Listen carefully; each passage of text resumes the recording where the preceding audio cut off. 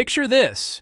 You're standing on a train platform in Kuala Lumpur, Malaysia's bustling capital. The clock shows your train should have arrived 15 minutes ago. Around you, frustrated commuters check their phones, resigned to yet another delay. This scene plays out daily across Malaysia, where an aging railway system struggles to serve a modern, growing economy. But change is coming, and it's arriving on tracks forged in China. In a landmark decision that's reshaping Southeast Asia's infrastructure landscape, Malaysia recently announced plans to lease 62 brand-new passenger trains from China. The price tag? A staggering $2.4 billion to be paid over 3 decades. This isn't just about buying trains, it's a story about shifting global power, economic pragmatism, and the quiet retreat of what was once Asia's railway superpower, Japan. Today, we're unpacking one of the most significant infrastructure deals in Southeast Asian history. We'll explore why Malaysia turned to Beijing, what happened to Tokyo's once dominant position, and what this means for the future of transportation across the region. If you enjoy deep dives into global economics and infrastructure, hit that subscribe button. You won't want to miss what's coming next. To understand why this deal matters, we first need to understand what's at stake for Malaysia. Tourism isn't just important to Malaysia's economy, it's fundamental. According to government statistics, tourism ranks as the nation's third-largest economic pillar, trailing only the electronics sector and the oil and gas industries. The numbers tell a compelling story. Tourism generates more foreign currency than even Malaysia's substantial petroleum exports. That's no small achievement for a country rich in natural resources. The impact goes far beyond hotel bookings and restaurant receipts. Malaysia's tourism sector has created approximately 3.6 million jobs, both directly and indirectly. At its peak, tourism contributed nearly 30% to the country's gross domestic product. Almost 1 in every 4 Malaysian workers owed their livelihood in some way to visitors exploring everything from Kuala Lumpur's Petronas Towers to the beaches of Langkawi, from the historic streets of Penang to the rainforests of Borneo. But here's the problem. If you've actually visited Malaysia as a tourist, you've probably noticed something disappointing. The country's railway system is stuck in the past. Malaysia's entire rail network stretches just 1,811 kilometers.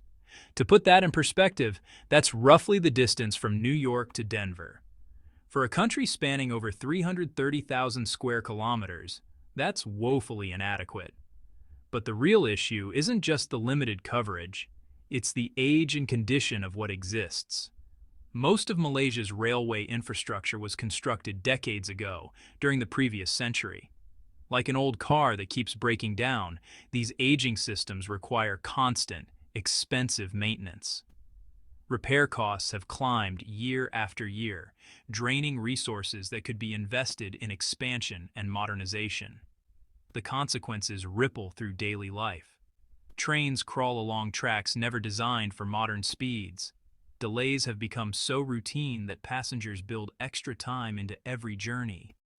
What should be efficient public transportation has become unreliable, pushing more people into cars and worsening traffic congestion in cities like Kuala Lumpur and Penang. The Malaysian Ministry of Transport recently disclosed a startling figure. The entire country operates with just 68 passenger train sets. 68. For a nation of over 33 million people. Without urgent action, officials warned, service quality would inevitably decline further, creating a downward spiral of deteriorating infrastructure, frustrated passengers, and economic opportunity lost. For a country that depends so heavily on tourism and efficient movement of people and goods, this isn't just an inconvenience, it's an economic emergency. Recognizing the urgency of the situation, Malaysia faced 2 critical obstacles: insufficient technical capability to manufacture modern trains domestically, and a shortage of funds to purchase them outright. Enter Prime Minister Anwar Ibrahim with a solution. In 2024, his government launched a major initiative to acquire new passenger trains through an international competitive bidding process.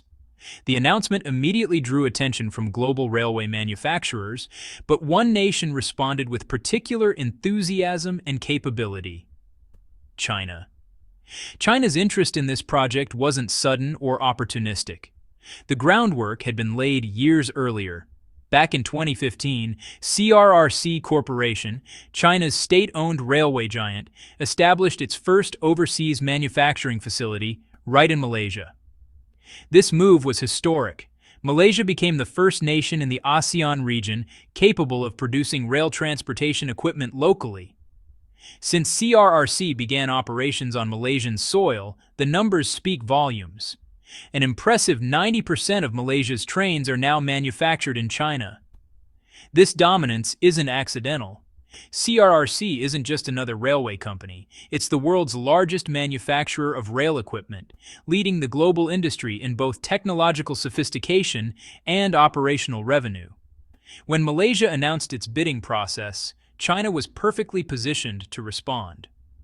The cooperation agreement that emerged represents one of the most significant infrastructure financing deals in Southeast Asian history. Here's how the arrangement works.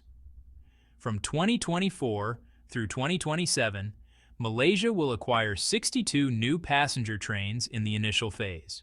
The total cost amounts to 10.7 billion Malaysian ringgit, approximately 2.4 billion US dollars. Rather than paying upfront, which would devastate the national budget, Malaysia will repay this amount in installments over a 30-year lease period. The train composition addresses Malaysia's diverse needs: 36 3-car electric multiple units for urban routes, 12 6-car electric multiple units for busier corridors, and 14 6-car diesel multiple units for lines not yet electrified. Though these specifications remain subject to final government negotiations, the basic framework is established. This leasing model offers Malaysia something traditional procurement cannot: speed. The government can dramatically expand railway services without immediately crippling public finances. The ambitious goal: increase railway service coverage from the current 30% to 55% by 2027. By 2030, officials project that national railway track utilization will reach 80%, a transformation from today's underutilized network. But Malaysia didn't simply hand over billions to China without conditions. The government imposed several requirements designed to ensure long-term benefits for Malaysian citizens and the domestic economy. First and most significantly, the Malaysian government insisted on holding majority ownership in CRRC's local production facilities and related entities. This ensures that profits and decision-making power remain substantially under Malaysian control, rather than simply enriching a foreign corporation. Second, the agreement mandates that at least 40% of the project value must involve local content. This isn't just about parts and materials. It encompasses technology transfer and the participation of Malaysian engineers, technicians, and workers. The goal is knowledge transfer, ensuring that Malaysia develops its own railway expertise rather than remaining perpetually dependent on foreign specialists. These conditions reveal sophisticated thinking. Malaysian officials understand that infrastructure projects offer value far beyond the physical assets themselves. By requiring technology transfer and local participation, they're investing in human capital and industrial capability. Today's Malaysian workers learning from Chinese engineers become tomorrow's experts who can maintain, upgrade, and eventually design railway systems independently. Supporters of this approach argue that cooperating with China delivers multiple benefits.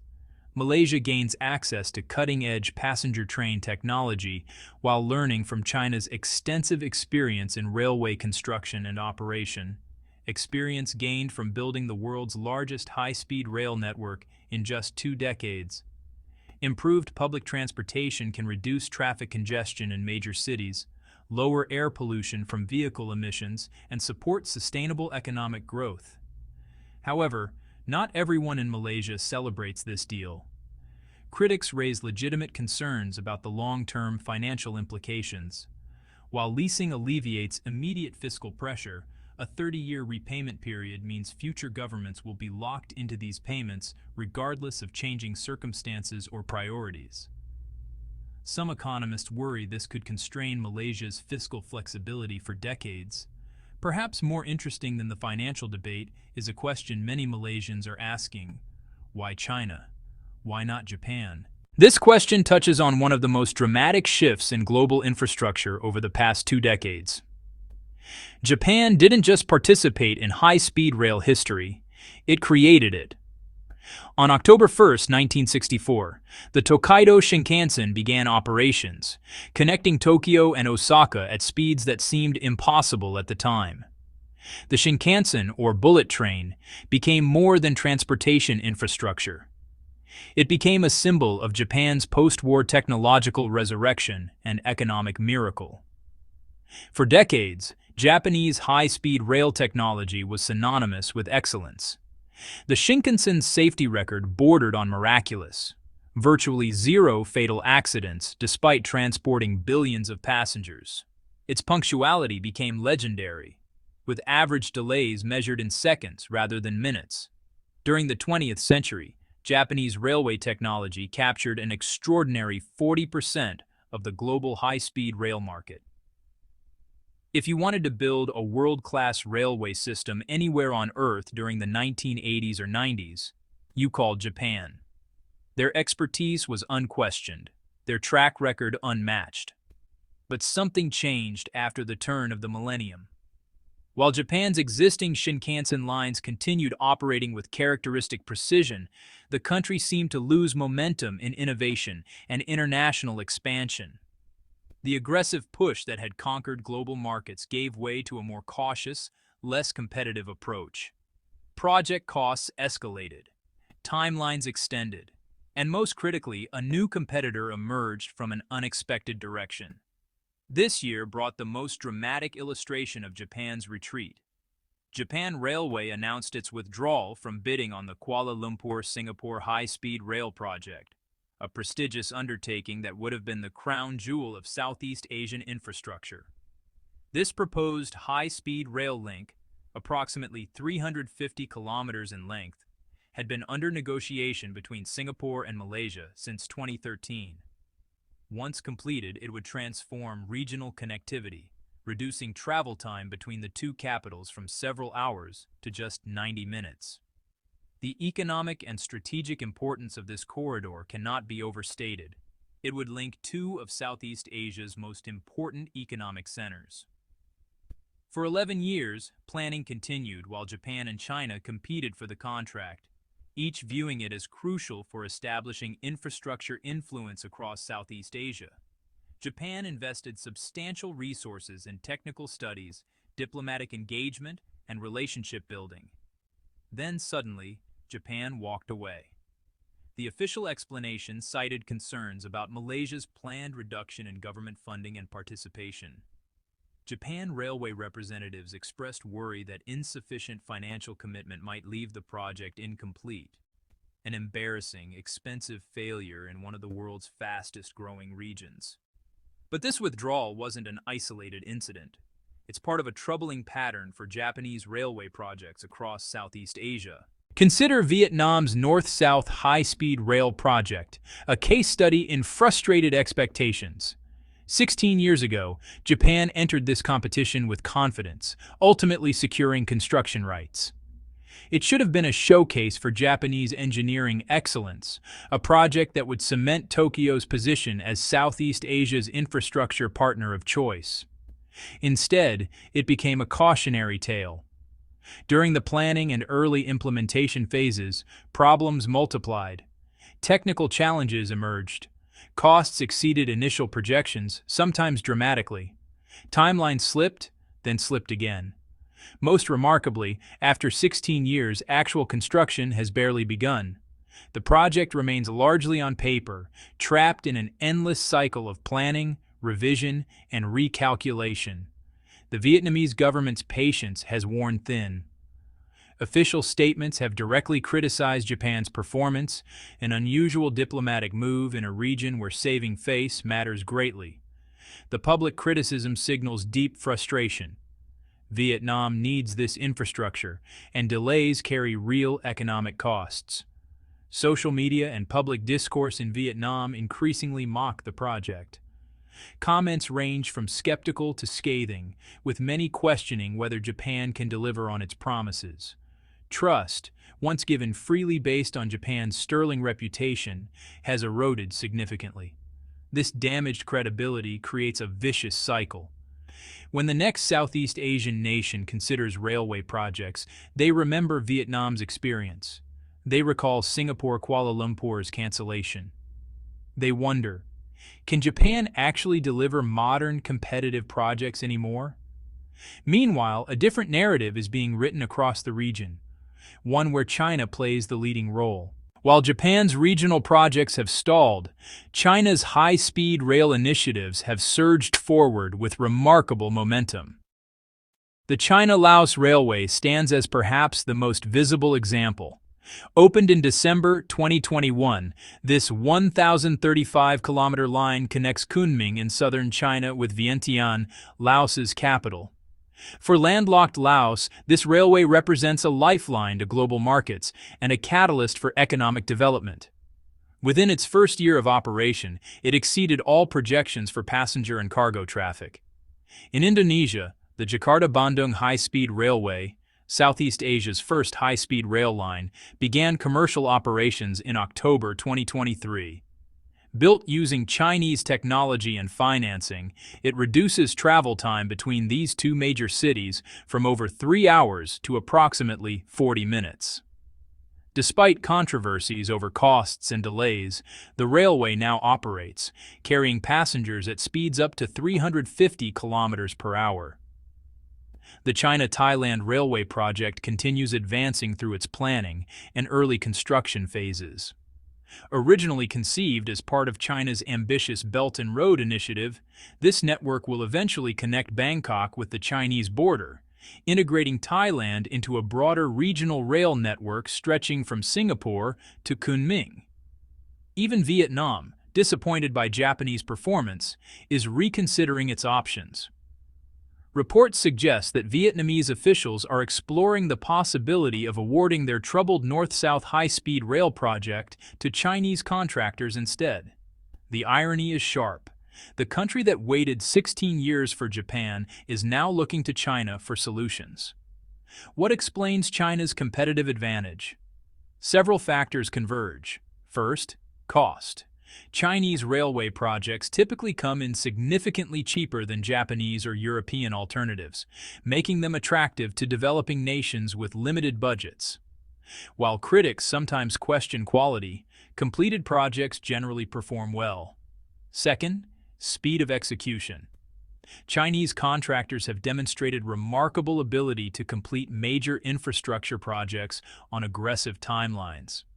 Their experience building over 40,000 kilometers of high-speed rail domestically, more than the rest of the world combined, translates into refined processes and proven capabilities. Third, financing flexibility. China offers creative funding arrangements through institutions like the Asian Infrastructure Investment Bank and China Development Bank. These financing options often prove more accessible for developing nations than traditional Western lending institutions. Fourth, technology transfer. Unlike some competitors who closely guard proprietary technology, China has shown willingness to include knowledge sharing and local capacity building in infrastructure deals, exactly what Malaysia demanded in its train leasing agreement. Finally, and perhaps most importantly, China demonstrates commitment. When challenges arise, Chinese contractors and officials work to find solutions rather than withdrawing. In a region where many countries remember being colonized and exploited by foreign powers, this persistence matters. Malaysia's decision to lease 62 trains from China for $2.4 billion represents far more than a procurement contract. It's a visible marker of tectonic shifts in global infrastructure and economic influence. Japan, the nation that pioneered high-speed rail and dominated the industry for decades, is retreating from Southeast Asian markets. Rising costs, conservative approaches, and high-profile project failures have tarnished a once unquestioned reputation. The withdrawal from the Singapore-Kuala Lumpur project, once seen as a prestige undertaking, symbolizes a broader strategic retreat. China, by contrast, is advancing aggressively. From Laos to Indonesia, from Thailand to potentially Vietnam, Chinese-built railways are physically reshaping Southeast Asia's geography and economically integrating the region in unprecedented ways. For Beijing, these projects serve multiple purposes. They generate revenue for Chinese companies, create goodwill with neighboring nations, and extend Chinese economic and political influence throughout a strategically vital region. For Malaysia, the immediate benefits are clear modern trains to replace aging stock, expanded coverage to support economic growth, and technical knowledge transfer to build domestic expertise. The risks are equally apparent. Decades of debt obligations and deep integration with a major power whose geopolitical interests may not always align with Malaysia's own. As these 62 new trains begin arriving on Malaysian tracks over the coming years, they'll carry more than passengers.